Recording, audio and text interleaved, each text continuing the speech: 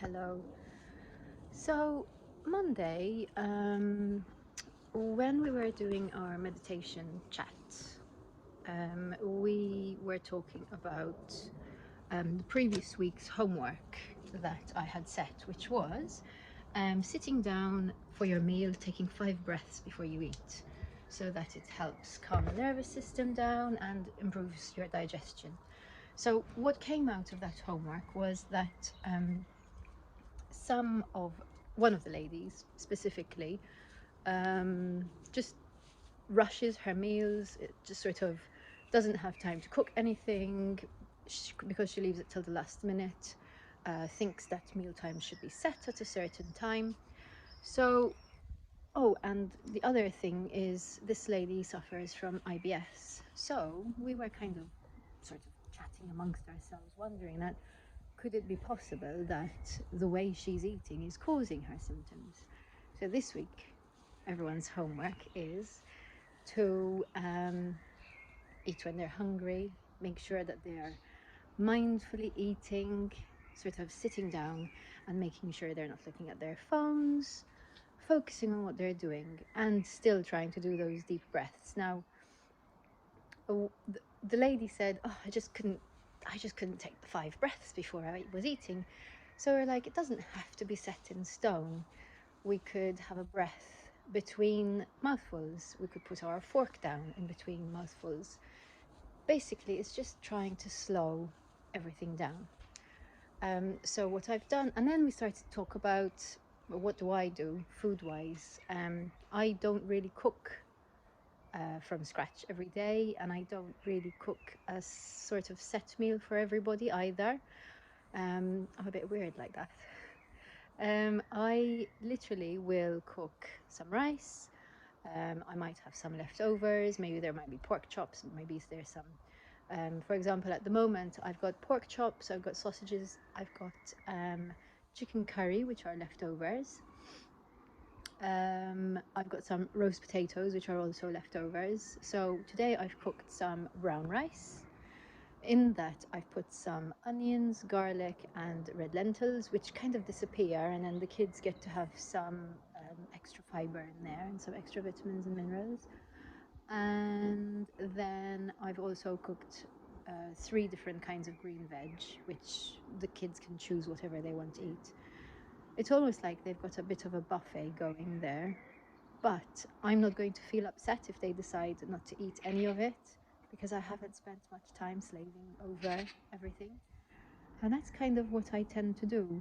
Now, Sam, my husband, doesn't really eat sausages, doesn't really eat pork, so I will probably use either the rice or the roast potatoes, and I will add some fish. I will just sort of get that out of the freezer. I like to buy the individual frozen portions of fish, and I will get that out. I'll season it with whatever seasoning I happen to have in the cupboard, and I will stick it on the fryer. So I'm going to just do you a quick video and show you the food that the kids have on offer today.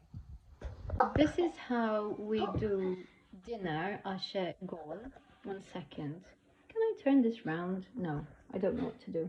Right, okay, so we've got leftovers over here. Okay, sausages, roast potatoes, pork chops, chicken curry, and then today I've cooked some broccoli, some pak choy steamed, Good stuff. some kale, and some rice. And in the rice, there's onions, garlic, and lentils. Right, what do you want to have today? Can I have some potatoes? Potatoes? What else? And some... Watch yourself, don't burn. Some kale. Some kale. And some broccoli. Broccoli. Do you want to taste some pak choy or not? No, No, thank you. So, potatoes, broccoli, pak choy, no, broccoli, kale, and did you want pork chop, you said, yes? Yeah, pork chop.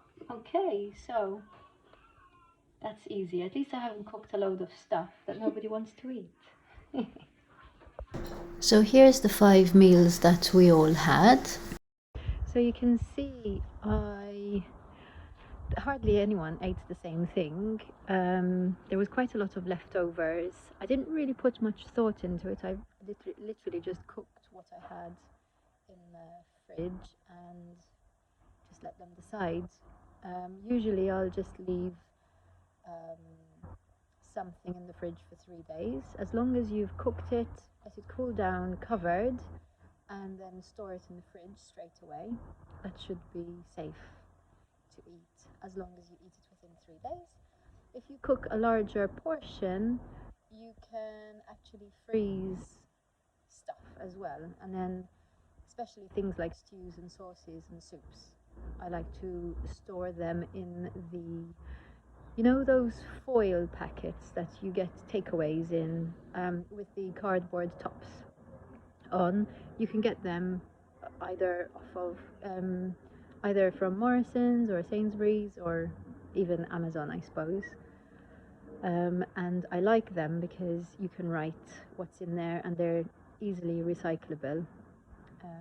I do use the plastic stuff that you get in takeaways, even though I know that they're not particularly healthy, but there you go.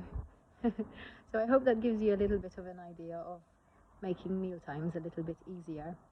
Okay, take care.